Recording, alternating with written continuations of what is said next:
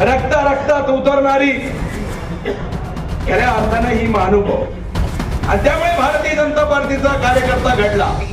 निश्चितपणे सांगितलं गेलं होतं, सेवेकरता पदाकरता नाही.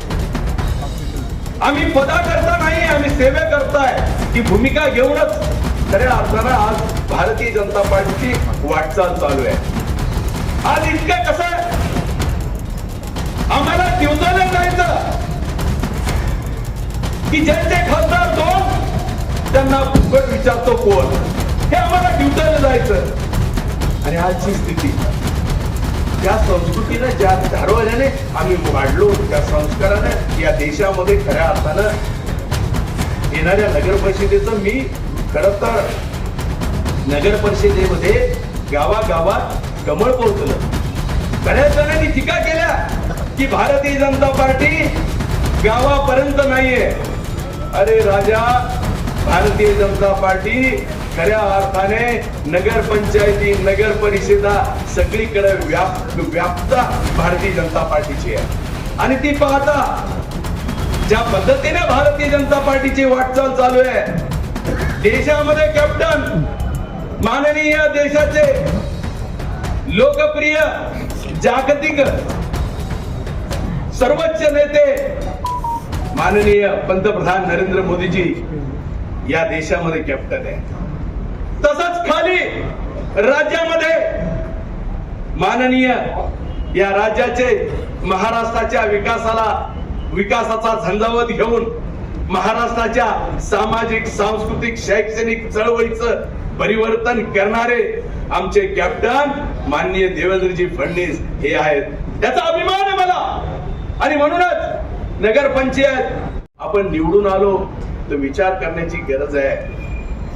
बरेच जण टीका करतात, पण त्यांना एकच सांगतो, आमचा कॅप्टन एक आहे या महायुतीचा, ते म्हणजे देवेंद्रजी फडणवीस. आणि आमचं पीच हे कबळ आहे. त्यामुळे आता तुम्ही चिंता करू नका. या पीच वर जो खेळेल तो चौके छक्के मारल्याशिवाय राहणार नाही. म्हणून ही सगळी गर्दी आहे. आता जिथं तिथं भारतीय जनता पार्टीचा प्रवेश होतोय.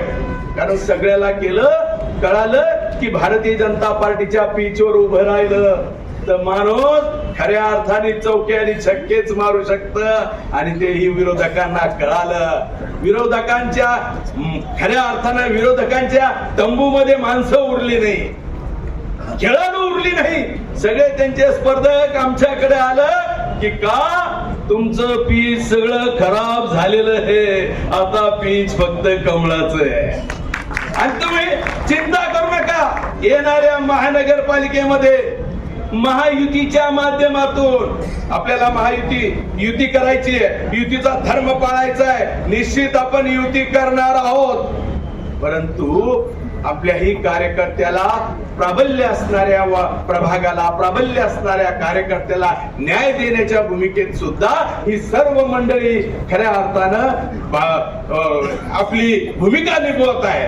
आणि त्यामुळे निवडणुकीमध्ये महायुतीला थोडासा वेळ लागतोय, पण वेळ लागण्याचं कारणच ते की प्रत्येक कार्यकर्त्याला न्याय देण्याची भूमिका या सर्व नेत्यांमध्ये आहे. आणि त्या भूमिकेला चालूनच आज आपण हे काम करतोय.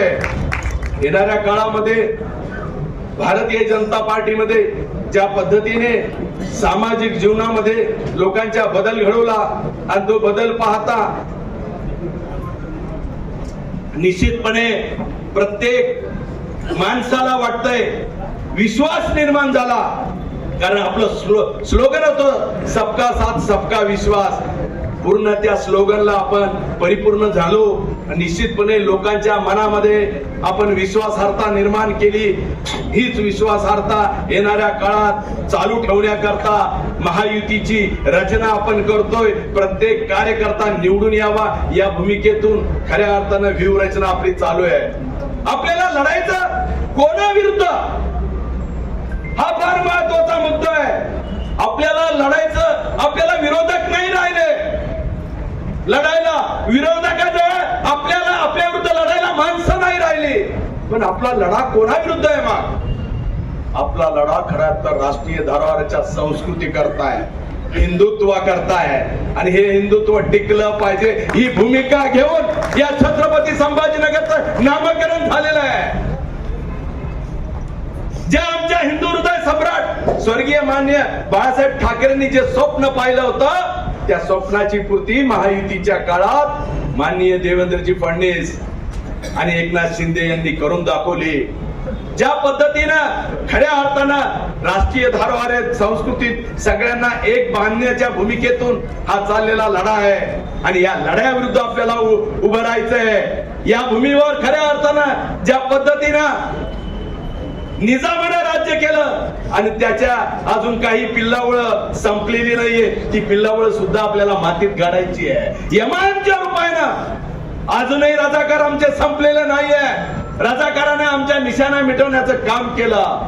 निश्चितपणे येणाऱ्या काळात एका हिंदुत्वाची भूमिका घेऊन आपण ही चळवळ उभी केलेली आहे आणि त्या चळवळीला अख्ख्या शहराची साथ मिळते.